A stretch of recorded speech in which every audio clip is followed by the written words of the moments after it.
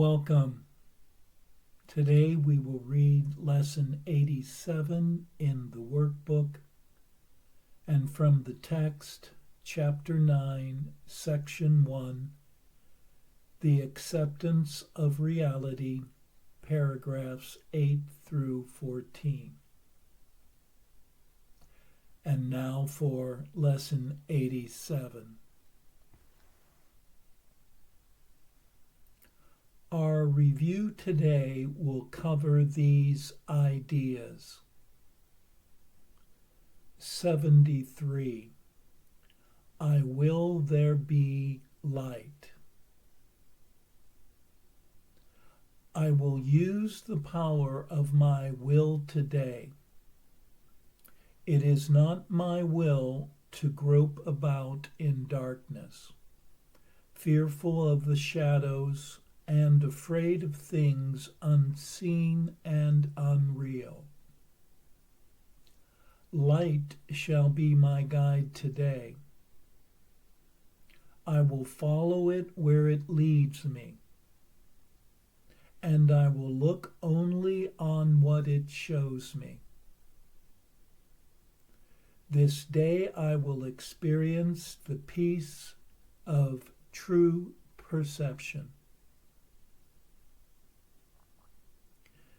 These forms of this idea would be helpful for specific applications. This cannot hide the light I will to see. You stand with me in light. Name.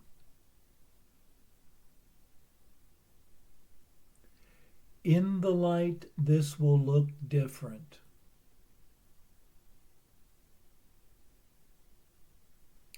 "74. There is no will but God's. I am safe today because there is no will but God's. I can become afraid only when I believe there is another will.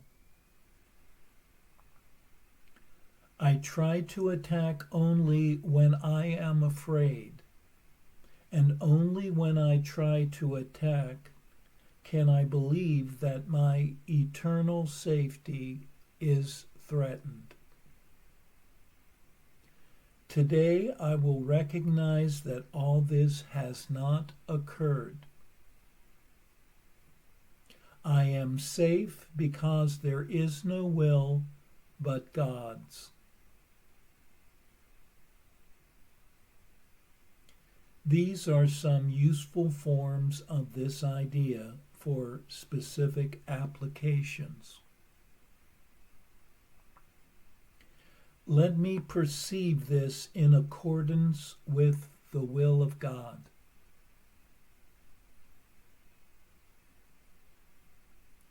It is God's will you are his son. Name. And mine as well.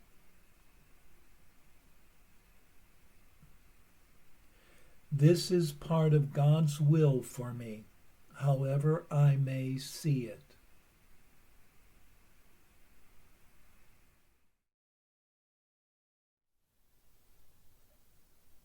The light of recognition, the light of awareness, leads one to a change of perception by shining away the darkness of fear. What is revealed is cleansed of all thoughts of hatred and attack. Guided by this light, one is led to a world reborn afresh, with everyone standing united in the light. There is only one will, love's will, as there is only one reality, one truth. The thought that there is another is but the idea of separation and the genesis of fear. And from fear, attack appears to be justified, and thus making one further afraid. One can feel safe only by understanding that there is but one will. There is only the will of love.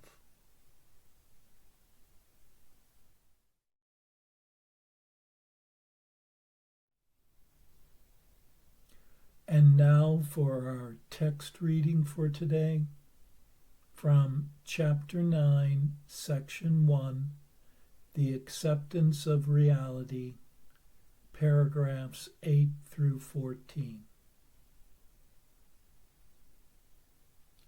No right mind can believe that its will is stronger than God's. If then a mind believes that its will is different from his, it can only decide either that there is no God or that God's will is fearful. The former accounts for the atheist and the latter for the martyr, who believes that God demands sacrifices. Either of these insane decisions will induce panic, because the atheist believes he is alone, and the martyr believes that God is crucifying him. Yet no one really wants either abandonment or retaliation, even though many may seek both. Can you ask the Holy Spirit for gifts such as these and actually expect to receive them? He cannot give you something you do not want. When you ask the universal giver for what you do not want, you are asking for what cannot be given, because it was never created. It was never created because it was never your will for you.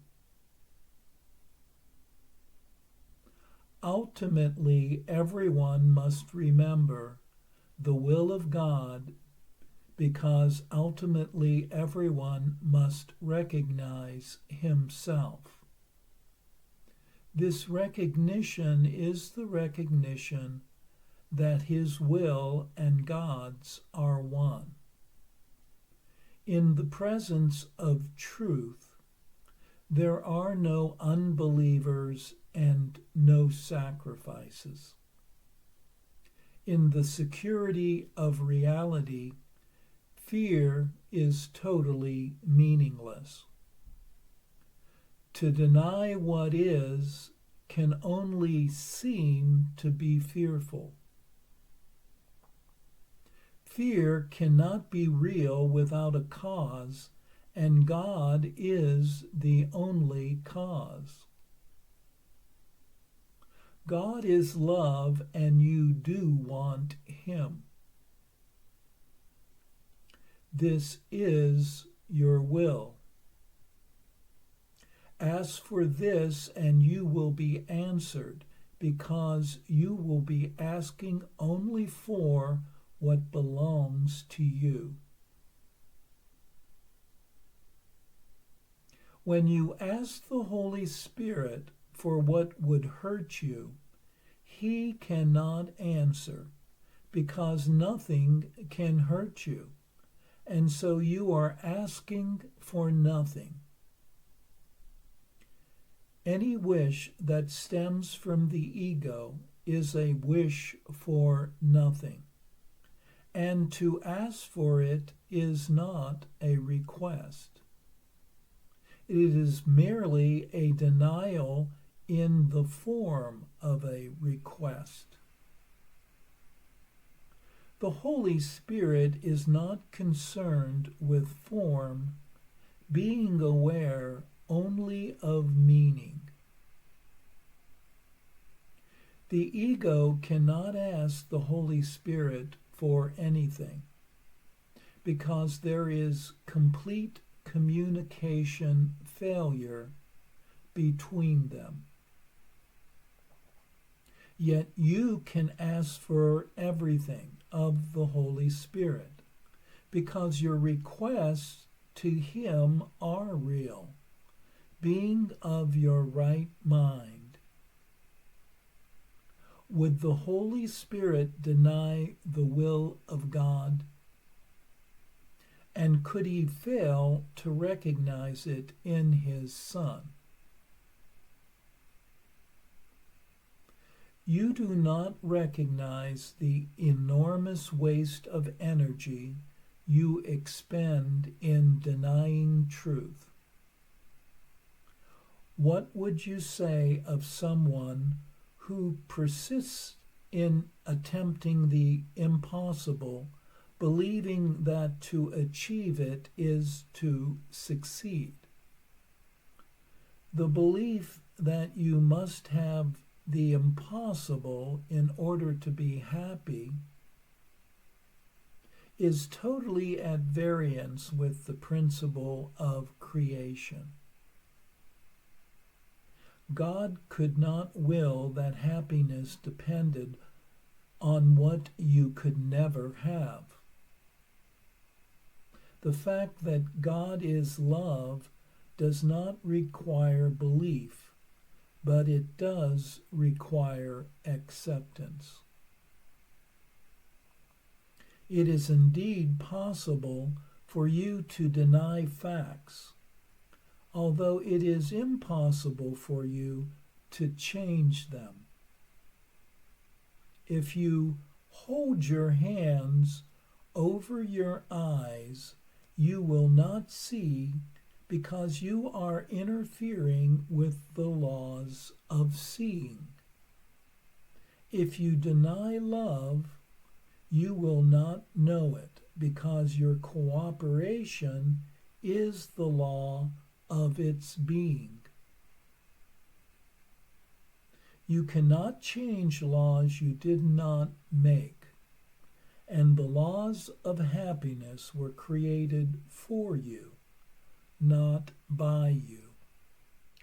Any attempt to deny what is must be fearful. And if the attempt is strong, it will induce panic. Willing against reality, though impossible, can be made into a very persistent goal, even though you do not want it. But consider the result of this strange decision. You are devoting your mind to what you do not want. How real can this devotion be? If you do not want it, it was never created. If it were never created, it is nothing. Can you really devote yourself to nothing? God, in His devotion to you, created you devoted to everything and gave you what you are devoted to. Otherwise, you would not have been created perfect. Reality is everything, and you have everything because you are real. You cannot make the unreal because the absence of reality is fearful, and fear cannot be created. As long as you believe that fear is possible, you will not create. Opposing orders of reality make reality meaningless, and reality is meaning. Remember then that God's will is already possible, and nothing else will ever be. This is the simple acceptance of reality, because only that is real. You cannot distort reality and know what it is. And if you do distort reality, you will experience anxiety, depression, and ultimately panic, because you are trying to make yourself unreal. When you feel these things, do not try to look beyond yourself for truth. For truth can only be within you. Say, therefore, Christ is in me, and where he is, God must be. For Christ is part of him.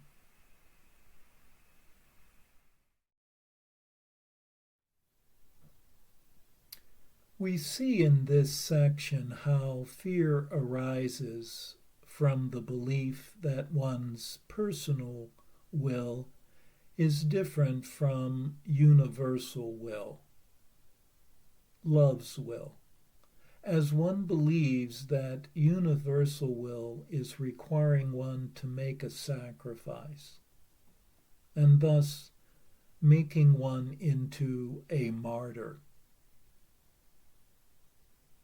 Belief in an alternative will, though, is a belief in the impossible, being but a denial of truth.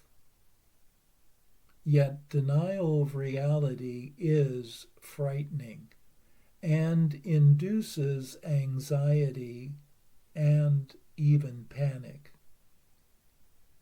Substituting the everything of reality for a something else that is not real makes the imaginary world of the ego a place where there is much ado about nothing. Thus, abiding in anxiety and depression, one need call upon one's inner guide and the Christ within to lead one back to the light of reality, which one in truth never left, but where one is everything because reality is everything.